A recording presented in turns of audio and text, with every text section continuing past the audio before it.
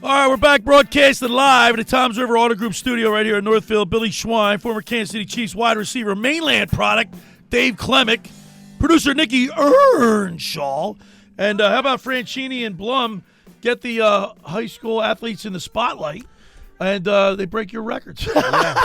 Really wasn't my records, but I'm listening to them just destroy them. What I used to be able to produce on a Delaware wing tee, I think they still, wing tee doesn't really throw the ball that much. But I think they're running the wing tee right now. Yeah, is that right? But they just throw a lot. So, Nikki, there's two people that can make Dave Klemick cry. Two. So we're going to see if we can get the coach to make him cry. Hopefully. Coach Dick he's in good company. Coach Dick Vermeil and Coach Chuck Smith.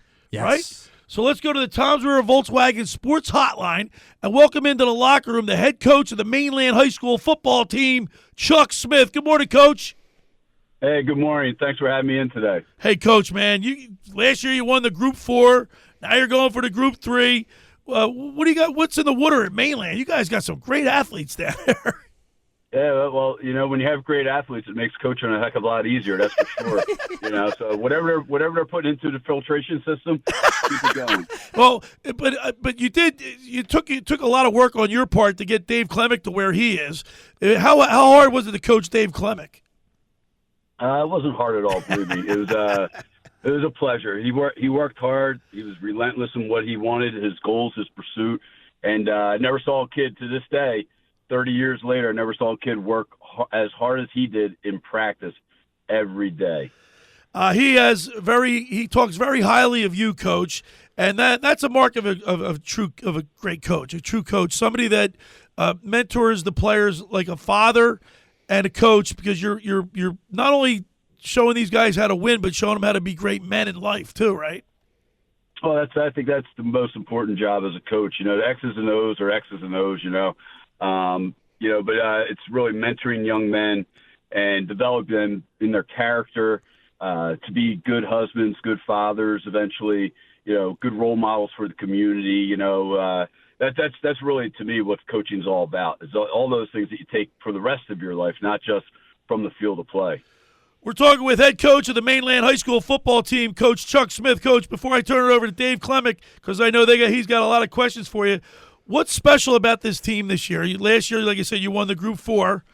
This year, what's the special part of this team?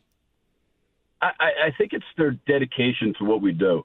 It took us a little bit during the season to kind of find our way, find our identity, and we had a tough schedule this year due to our previous 2 seasons. But a lot of times when people were doubting what we were doing and whatnot, we stuck to our guns, and the kids stayed true to what we were trying to teach on the field.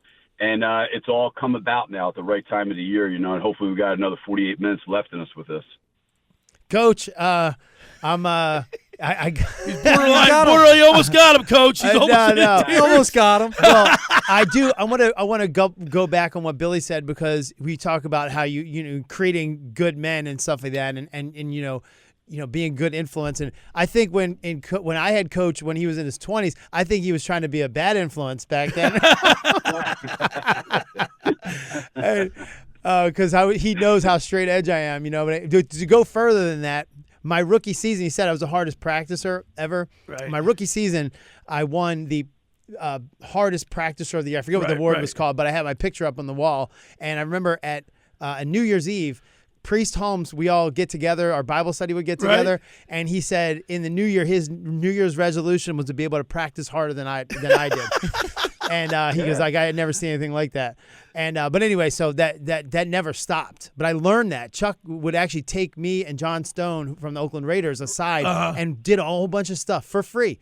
We couldn't afford to do anything. Maybe he could. I couldn't. Right.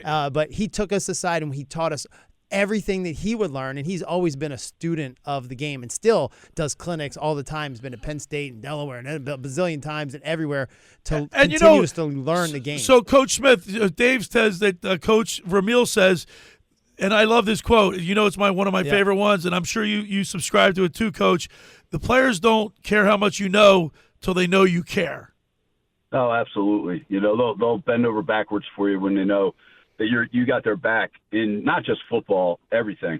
And the guys here, I'm fortunate to have a great coaching staff here, great men who really, they know the X's and O's. They've been around a long time, but they really take more pride in teaching the kids the fundamentals of life.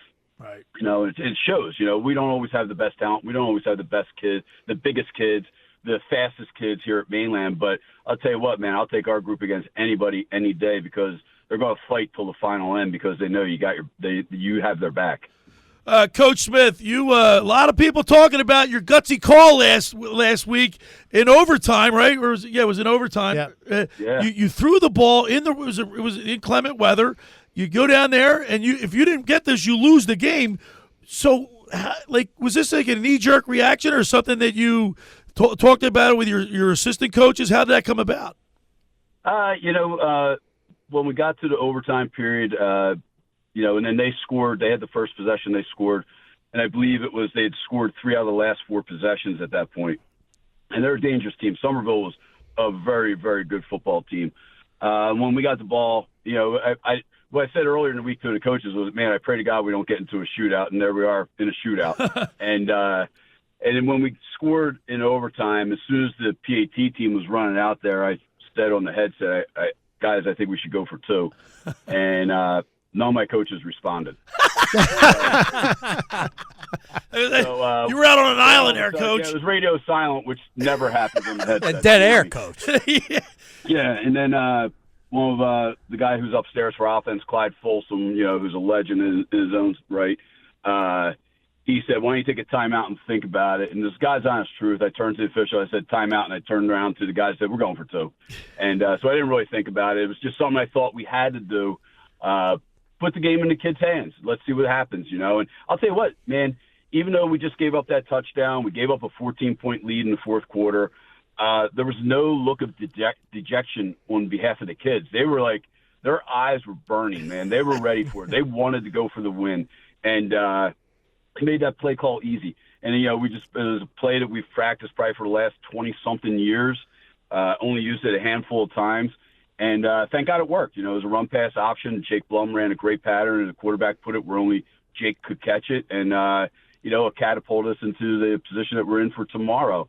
And the best part about that was one of my old receivers, Kyle Davis, on a bus ride home about an hour and a half later, I get a text message from him with a video clip of us running that exact same play against Holy Spirit in 2008. And then 10 minutes later, the quarterback of that team, Brent Caprio, who's down Virginia, sends me a text, hey, was that 71 slam?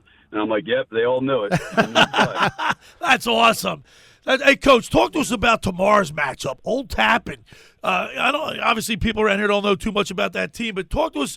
Obviously, you've watched a lot of film. You've had all week to prepare. Talk to us about your matchup against Old Tappan tomorrow.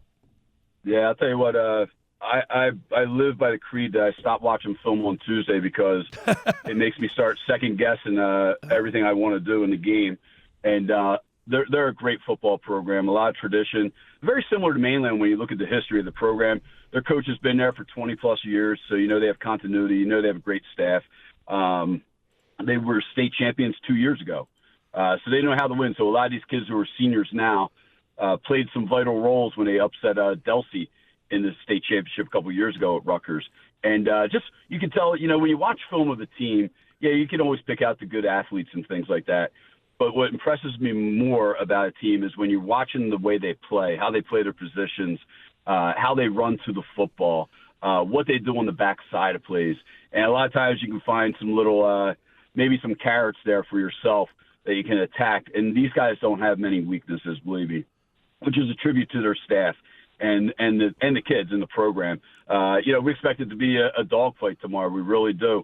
And that's the way it should be when you get to this point. When you're playing for a state championship, this is what it should be. You're playing the best of the best in that group. And I think it's really cool now that the public schools are able to play for a state championship, that you get to play a team like this that you know nothing about until that week comes, And but they're very impressive on tape. It's going to be a chore for us tomorrow. Coach, from the alumni standpoint, I could tell you how many texts and calls we all put together. I was watching on TV, and everybody was like, I love him. Billy Hankins called me right away. He's That's like, so I cool. love Chuck Smith for doing that. Right. That was the greatest thing ever. So I was hoping and praying that you were going to go for 2 because I remember the only game I was ever a captain for in the NFL was against the Patriots. Right after they won the Super Bowl, we had them down to the ropes in overtime, and no time left, and we went and we kicked the field goal, and they beat us. Right. And I was like, never do that again. I never would ever do that again where you have an opportunity to win it and you don't. I mean, not only the alumni. I mean, there's clips on video of people at Charlie's bar going nuts when they saw that. Obviously, see the people rushing the field. That victory was really satisfying, but it was such a powerful moment. People say that's the best high school football game they've ever seen. It was the best call they've ever seen, and to the right person too. But Coach, we'll wrap up when I tell you this. So we're having a boy, right? We're having a boy, and and I talk about what a great influence people have on your lives, and what that is, what football turns to friendships, turns to like family and stuff like that, and one of the things we're having this boy, we got to have this argument over names, right? Oh, boy. So we're getting these arguments over names. And in first place right now, where both of us can agree on one, and it needs to be honoring somebody in first place. And I don't know what she's going to say when she gets into that, when she's starting to push. But right now in first place, the name Charles is there. So that's awesome. In first place. Coach. So man. if you know I love you, man, and that was a big reason was having you to think about. That's why you're in my first place, and just awesome. And the other side of that, Erica likes the name. So we'll see what happens. That's the most important thing, believe me. Hey, Coach, everybody in this whole area is pulling for you guys. I know you got a busy day ahead of you, but we really appreciate you taking time out of your busy schedule, and we are pulling for Mainland Mustangs. Go get us a win, and then we'll have you on next week. Hey, thanks, guys. I really appreciate what you guys do for high school football. It's my pleasure to be on your show today. And we're hoping to bring it all back to South Jersey tomorrow. All right, there he is, head coach of the Mainland Mustangs high school football team, Coach Chuck Smith on the Toms River Volkswagen Sports Hotline. Unbelievable. All right, for over 83 years, the Circle Liquor Store has offered the best selection of beer, wine, and spirits in South Jersey. It's a stone's throw away from Ocean City. It's a landmark with a friendly staff. It's no wonder why Circle Liquors was named Best of Philly, Best of Atlantic City, with the most competitive prices around. The Circle Liquor Store is now a proud sponsor of the second hour of the Locker Room with Billy Schweim. Throwing a party, preparing for the big game? Let Chet and his staff make sure you have everything you need. Check out their website at circleliquors.com or give them a call at 609-927-2921. They deliver. Go down there and say hello to Will and Jason and Chet and Bill. They do a great job. All right, just about everybody in our area has heard about the Jersey Man and Philly Man magazine that is run by ex-Philadelphia tight end Ken Dunnick. But were you aware of their private business network they call the Legacy Club? Every month, they hold private events at upscale locations in Philadelphia and South Jersey that attract over 200 top business people. If you have an interest in attending one of these events and see it's a fit for your business, send an email to ken@jerseymanmagazine.com or give them a call at 856-912-4007 for more information. When we return, we'll wrap it up. You're listening to The Locker Room with Billy Schweim, Dave Klemick, and Nikki Earnshaw right here on 97.3 ESPN. Today on ESPN Radio, it's rivalry week in college football. You think you've seen everything in this rivalry. Heated rivals go head-to-head at the Los Angeles Coliseum when USC faces Notre Dame, who sit one win from clinching a spot in the college football playoff. Notre Dame